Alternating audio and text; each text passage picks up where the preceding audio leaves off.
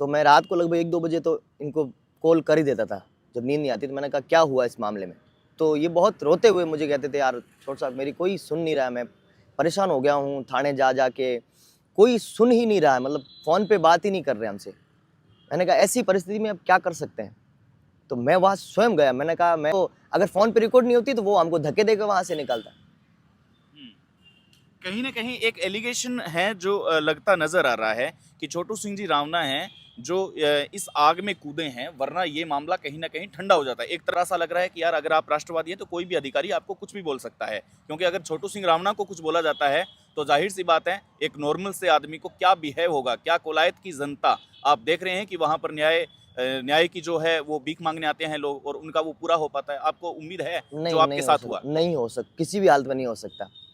अगर मुझे बोल सकते हैं तो वो किसी को भी बोल सकते हैं। और जिस प्रकार से बोला है ना कि आपकी जाति अलग है, इनकी जाति अलग है, किसी भी हाल में वो लोगों के साथ इंसाफ करने योग्य है ही नहीं। किस प्रकार से इंसाफ करेंगे? हर जाति के लोग। क्या आप आरएएस, शिक्षक, रीट, पटवार, वीडियो, सीईटी, एसएससी इत्यादि प्रतियोगी परीक्षाओं की तैयारी का विचार कर रहे हैं? तो बीकानेर की बेस्ट कोचिंग श्रीराम क्लासेज में आपका स्वागत है, जिसकी टीम ने दिए हैं बीकानेर में सर्वाधिक सिलेक्शन। यहाँ आपको सिलेबस के according classes, printed notes, test series तथा सिलेक्शन तक मिलेगी पूरी गाइडेंस। नए बैच में प्रवेश के लिए कॉल करें या ऑफिस विजिट करें। एड्रेस नोट करें, श्रीराम क्लासेज, डूंगर कॉलेज के पास, जेएनवी कॉलोनी, बीकानेर। सुप्रभात, नमस्कार। राष्ट्रवादी कलाकार को भजन का सम्राट कहा जाता है। यहाँ पर उन्हें सुनने के लिए लाखों नहीं बल्कि करोड़ों लोगों को उम्मीद होती है कि ये कहाँ पधारेंगे। लेकिन कभी इनके फैंस ने ये नहीं सोचा होगा कि इस कंपकंपाती सर्दी के अंदर और न्याय का मंदिर है सामने, आप देख सकते हैं, यहाँ पर छोटू सिंह रावना को इस तरह से रात गुजारनी होगी। एक प्रश्न चिन्ह खड़ा होता है। जाति पर जब बात आती है तब प्रशासनिक चिन्ह कई बार घेरों में आ जाते हैं, फिर वो अपने सर खुजलाते हुए भी नजर आते हैं। ऐसे में क्या हमारी भारतीय न्याय संहिता ये कहती है कि कोई कलाकार किसी का भाई नहीं हो सकता? यहाँ पर अगर धार्मिक भावनाओं की बात करें तो कई बार एलिगेशन इस तरह के लगाए जाते हैं कि आप धार्मिक भावनाओं को आहत करते हैं। लेकिन क्या उन अधिकारियों पर गाज गिरेगी जो हकीकत में ही धार्मिक नहीं बल्कि जातिगत समीकरण में बांटते हुए नजर आते हैं? दुर्गा कंवर को न्याय दिलाने के लिए कैसी रही रात? क्या इस कलाकार ने कभी ऐसा सोचा होगा? जिस बीकानेर को बीकानेर का संभाग मुख्यालय कहा जाता है, यहाँ पर छोटी काशी के नाम से इसको जाना जाता है, क्या इस छोटी काशी में ऐसा मोमेंट भी आएगा जिनको लोग सुनने के लिए करोड़ों निगाहें तरसती है? आज इनके दर्शन इस प्रकार से होंगे। आप पीछे का व्यू देख सकते हैं, भाई है, पिताजी है, पूरा परिवार है जो इनके साथ जुड़ा हुआ है। मैं इनसे बात करूंगा। नमस्कार सर, क्या हाल चाल है आपके? नमस्कार। रात कैसी गुजरी सर? आप एक बहन के न्याय के लिए यहाँ बैठे हैं। रात हमारी न्याय की उम्मीद में गुजरी है। ठंड भले ही थी पर ठंड का हमारे ऊपर कोई असर नहीं हुआ है, क्योंकि हमारा ध्यान ठंड पे है ही नहीं। हमारा ध्यान हमारी बहन की आखिरी इच्छा पे है। आरोपियों को गिरफ्तार करने के लिए उन्होंने आज का समय हमको दिया है, हम शांति से बैठे हैं। रही बात कलाकार की, तो कलाकार होने से पहले एक इंसान हूँ मैं, एक व्यक्ति हूँ जिसका दायित्व बनता है अपनों के प्रति, अपने घर वालों के प्रति, अपने मित्रों के प्रति। तुलसीदास जी की एक चौपाई है, धीरज, धर्म, मित्र और नारी। इन चार चीज़ों की विपदा में ही, आपत्ति के समय में ही पता चलता है कि ये चारों चीज़ें किस प्रकार की हैं। और आज इस आपत्ति की घड़ी में अगर इस परिवार के साथ नहीं खड़ा रहूं तो मेरा कलाकार होना भी कोई मतलब नहीं है। मंच पर गाना, लोगों को उपदेश देना एक अलग बात है, उसके ऊपर खरा उतरना और उसके लिए जमीन पर जाकर लड़ना वो अलग बात है। सर कैसे लगा सर आपको जब एक अधिकारी ने आपको जातिगत समीकरण में बीच में टोकते हुए आपको टोका? अधिकारी ने ये तक नहीं सोचा कि आपके करोड़ों फैंस हैं और कोई कलाकार की कोई जाति नहीं होती, वो किसी के साथ भी धर्म की रक्षा करने के लिए खड़ा रह सकता है। या तो फिर आपका जो स्टेटस है वो मुझे याद आता है कि या फिर दुर्गा माता को पूजना बंद कर दें जब इस प्रकार की बातें होती है। बिल्कुल सही बात। हाँ, देखो, मैं जब मुझे सांगू बनाने कॉल किया, 4 दिन तक मैंने प्रतीक्षा की। मैं रात को लेट नाइट तक मुझे नींद नहीं आती थी इसके कारण, तो मैं रात को लगभग 1-2 बजे तो इनको कॉल कर ही देता था जब नींद नहीं आती। तो मैंने कहा क्या हुआ इस मामले में? तो ये बहुत रोते हुए मुझे कहते थे, यार छोटे साहब मेरी कोई सुन नहीं रहा है, मैं परेशान हो गया हूँ थाने जा के, कोई सुन ही नहीं रहा है, मतलब फ़ोन पे बात ही नहीं कर रहे हमसे। मैंने कहा ऐसी परिस्थिति में अब क्या कर सकते हैं? तो मैं वहाँ स्वयं गया, मैंने कहा मैं देखते हैं ऐसा कैसे हो सकता है। तो मैं वहाँ जब गया तो उस अधिकारी उस कार्यालय में एक आदमी को अंदर जाने दे रहे हैं, बाकी वालों को बाहर रख रहे हैं। मतलब ऐसा वहाँ पर माहौल बनाया जा रहा है जैसे पीड़ित परिवार को डराने का, धमकाने का जैसा कोई माहौल चल रहा है। जैसे मैं अंदर गया तो उन्होंने काफ़ी देर तो हमसे बात तक नहीं करी, और जब बात करी तो उनका बात करने का रवैया ऐसा था जैसे वो हमको किसी प्रकार से धमकाना चाह रहे हैं। अरे हम न्याय मांगने के लिए आए हैं, हम आपसे न्याय की उम्मीद लेके आए हैं।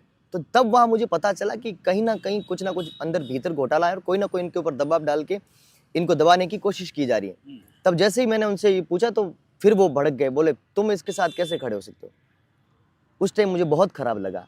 आज कई ऐसे बहनें होगी जिनका कोई भाई नहीं है, कई ऐसे परिवार होंगे जिनके आगे पीछे कोई नहीं होगा। क्या उनके लिए कोई खड़ा नहीं हो सकता? आप किसी को भी जाति पूछ लोगे, या आप पूछ लो, सब अलग अलग जातियों के लोग बैठे हैं।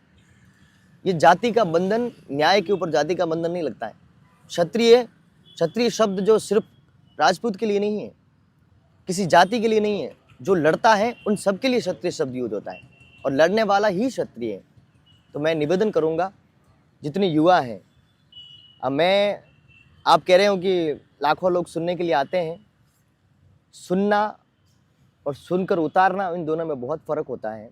मैं बीकानेर में कल से यहाँ पर बैठा हूँ, बहुत सारे लोग मिलने के लिए आए हैं, बहुत सारे युवाओं ने कहा है कि आवश्यकता पड़ने पर हम आएगी। फिर भी मैं आप बीकानेर के युवाओं से निवेदन करूँगा, ये न्याय की जगह है, और जो लड़ता है वही क्षत्रिय होता है। जाति से कोई बड़ा नहीं होता, और बड़ा होता है व्यवहार से और अपने कर्म से। छोटू सिंह जी, जब आप न्याय की एक गुहार करते हुए नजर आ रहे हैं, कल मैं प्रशासनिक उन अधिकारियों के खेमे में बैठा था कुछ देर, ये बतलाने की, ये ढूंढने की कोशिश कर रहा था कि क्या इनको गलती फील हो रहा है। हालांकि जो मुख्य अधिकारी हैं उनको छोड़ करके जो बाकी नीचे के तबके के जितने भी हैं, उन सबको ये गलती फील हो रहा है, और कहीं ना कहीं अंदर से आपका सपोर्ट कर रहे हैं कि यार वो अपने स्टैंड के साथ खड़े हैं। क्या उन अधिकारी ने, जिनकी बात हो रही है, सीओ सर्किल की बात हो रही है, क्या उन्होंने फ़ोन से आपसे राब्ता करने की कोशिश की उसके बाद में कि यार जो हुआ वो हुआ, चलो भावनाओं में उत्तेजित होकर बोला, आपके भावनाओं को ठेस पहुंचे तो माफ़ी, ऐसा कुछ हुआ आपके साथ? नहीं, ऐसा कुछ भी उन्होंने नहीं बोला, ना मेरे पास उनका कोई कॉल आया।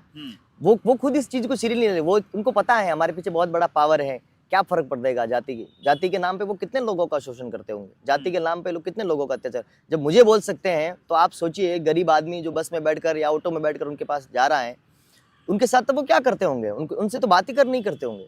ये तो मेरी बात फ़ोन पे रिकॉर्ड ही इसलिए, बाकी तो अगर फ़ोन पे रिकॉर्ड नहीं होती तो वो हमको धक्के देकर वहाँ से निकालता। कहीं ना कहीं एक एलिगेशन है जो लगता नजर आ रहा है कि छोटू सिंह जी रावना हैं जो इस आग में कूदे हैं, वरना ये मामला कहीं ना कहीं ठंडा हो जाता है। एक तरह से ये फेवर है, दूसरे तरीके से ये एक एलिगेशन लगाया जा रहा है।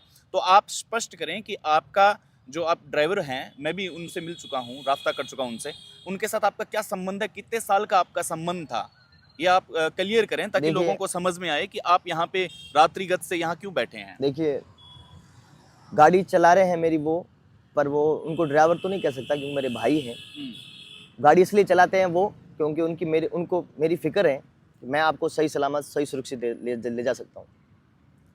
मैं पिछले 5-6 वर्षों से इस परिवार से जुड़ा हुआ हूँ। मैं पहले भी कह चुका हूँ, उस बहन को मैंने अपने हाथों से विदा किया है। जो लोग कह रहे हैं ना इस आग में कूदे हैं, मैं इस आग के अंदर सब चीज़ें जलाने के लिए तैयार हूँ। मुझे फिक्र नहीं है मेरी गायकी की, मेरी प्रतिष्ठा की, मेरे पीछे कितने लोग हैं, या आगे भविष्य में मेरे साथ क्या हो, मैं उस चीज़ की फिक्र नहीं करता। आज मैं मेरे परिवार के साथ खड़ा हूँ, आज मैं मेरी बहन के साथ खड़ा हूँ, वो मैं हर हालत में खड़ा हूँ। और वो लोग मुझे इसलिए कॉल नहीं करते, उनको पता है कि इसने जो निश्चय किया है इसके ऊपर वो अटल है। चाहे इस जगह बैठे बैठे मर जाएंगे पर उठेंगे नहीं जब तक न्याय नहीं मिलेगा। आपने पिताजी से बात करने की कोशिश की, वो क्या बता रहे हैं आपको? भाई से आपने बात करने की कोशिश की, क्या अंदरूनी मैटर को आप समझ पाए हैं? उनकी ओर से क्या रिप्लाई आ रहा है? क्योंकि सियाना पूरा गांव है, वो शांत है, अभी तक मुझे नहीं लग रहा कि कहीं न कहीं के साथ है। हालांकि कुछ लोग होंगे साथ में, तो आपको क्या लग रहा है कि वो किस चीज़ पे अड़े हुए हैं, प्रशासन किस चीज़ पे अड़ा हुआ है, आपकी कितने सूत्री मांग है और कितने सूत्री पूरी हो चुकी है अब तक? देखिए, हमारे जो सारे आरोपी हैं उनको अरेस्ट करवाने की मांग है। बाकी ना तो हमारी ऐसी किसी से कोई बात हुई है, और हम चाहते हैं कि सारे अपराधियों को आप गिरफ्तार कर लो, हम हमारे घर चले जाएंगे। हमारा आंदोलन करने का या किसी को भड़काने का या किसी के ऊपर आरोप लगाने का हमारा कोई उद्देश्य नहीं है। हम यहाँ राजनीति करने नहीं आए हैं, हम अपनी बहन के लिए यहाँ पे आए हैं और उसके साथ आखिरी दम तक खड़े हैं। जब तक आरोपी गिरफ्तार हो जाएंगे तो हमारी बहन की आखिरी इच्छा पूरी हो जाएगी और उसके बाद जो कोर्ट करेगी वो तय होगा। एक तरफ छोटू सिंह जी महाकुंभ का शानदार आयोजन हो रहा है, दूसरी तरफ आप जैसे राष्ट्रवादी गायक हैं उन पर सरकार नाज करती है, आपके कई बार स्टेटस भी लगाती है, चाहे पूर्व मुख्यमंत्री सीएम राजे की बात हो या किसी भी क्षेत्र के विधायक की बात हो। क्या आपको लगता है कि जो धार्मिक भावनाओं को रख के भारत भूमि के लिए लड़ता है या भारत भूमि के नौजवानों में जो जोश भरता है, ऐसे गायक को उस अधिकारी ने अगर नज़रअंदाज किया गया है, तो आप मानते हैं कि आज के समय में राष्ट्रवादी होना कहीं ना कहीं एक खतरा सा लग रहा है कि यार अगर आप राष्ट्रवादी हैं तो कोई भी अधिकारी आपको कुछ भी बोल सकता है, क्योंकि अगर छोटू सिंह रावणा को कुछ बोला जाता है तो जाहिर सी बात है एक नॉर्मल से आदमी को क्या बिहेव होगा, क्या कोलायत की जनता। आप देख रहे हैं कि वहाँ पर न्याय की जो है वो भीख मांगने आते हैं लोग और उनका वो पूरा हो पाता है। आपको उम्मीद है जो आपके साथ हुआ? नहीं हो सकता, किसी भी हालत में नहीं हो सकता।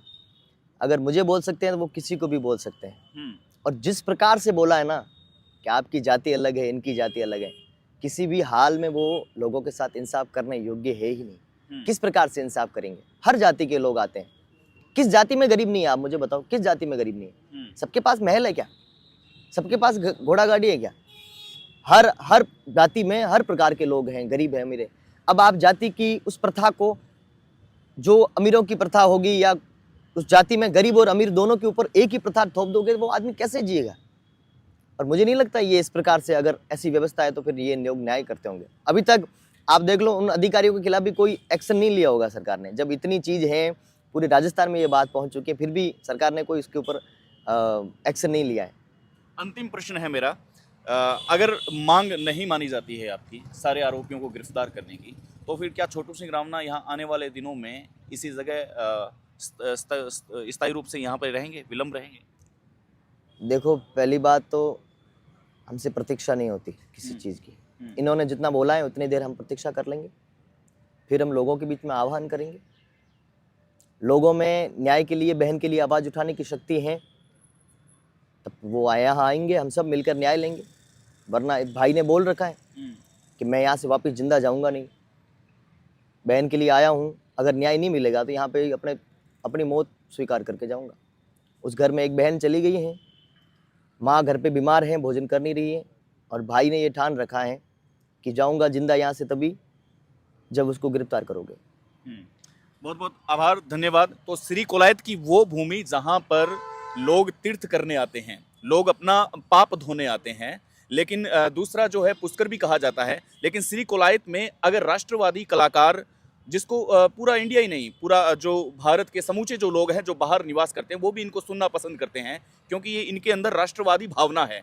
लेकिन क्या एक राष्ट्रवादी कलाकार को इस तरीके से आंकलन करना और उसकी समीक्षा करना, ये कितना जायज़ है? और क्या श्री कोलायत में जहाँ पर लोग पाप धोने आते हैं, वहाँ पर जो पाप हुआ है उसकी रक्षा करने हेतु अगर कोई भीख मांग रहा है तो उसे इस कदर से दरकिनार करना कितना जायज़ है?